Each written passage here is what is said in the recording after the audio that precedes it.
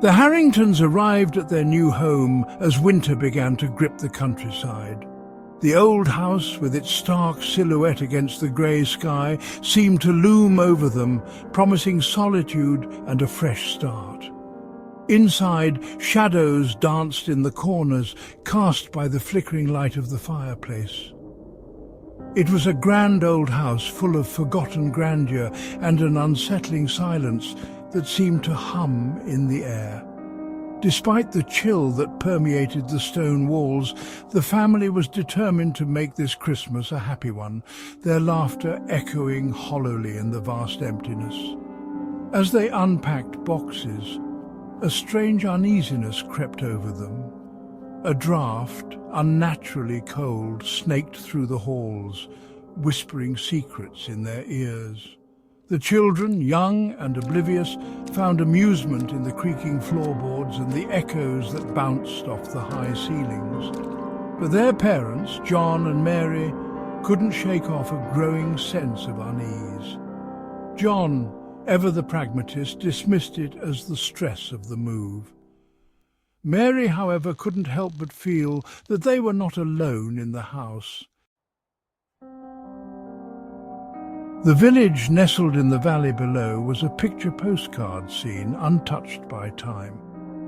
The villagers, though welcoming, spoke of the house with a reverence that bordered on fear.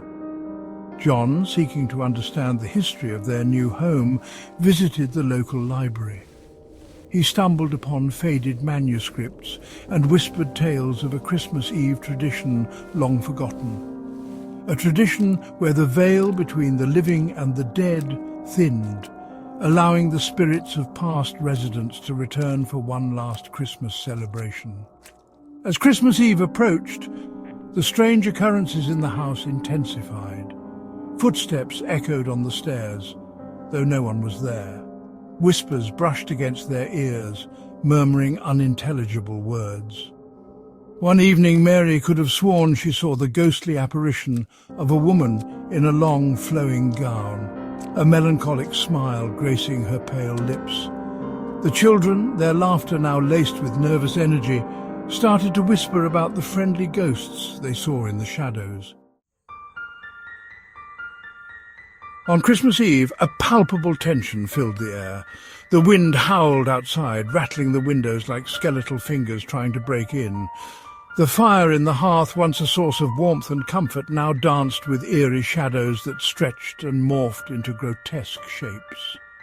As the clock chimed midnight, a deafening silence descended upon the house, broken only by the beating of their hearts. And then they came. Translucent figures, shimmering like heat haze, materialized in the room. They were the former residents of the house, their faces etched with a mixture of longing and despair. They moved through the house, their spectral forms passing through walls and furniture, their hollow laughter echoing in the silence. The Harringtons, paralyzed with fear, could only watch as the ghostly revelry unfolded around them. Panic seized the family. They had to escape, to break free from this spectral nightmare.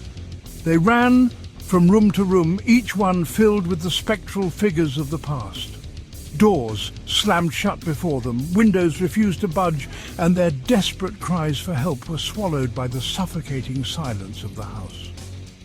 The spirits paid them no heed, lost in their own timeless revelry. Exhausted and defeated, the Harringtons collapsed in the living room, their eyes wide with terror. As they watched, the ghostly figures began to fade, their forms dissolving back into the shadows. Relief, however, soon gave way to a chilling realization. Their own reflections in the window panes were no longer their own. Their forms shimmered, their features blurring, taking on the spectral qualities of the very ghosts they had just witnessed.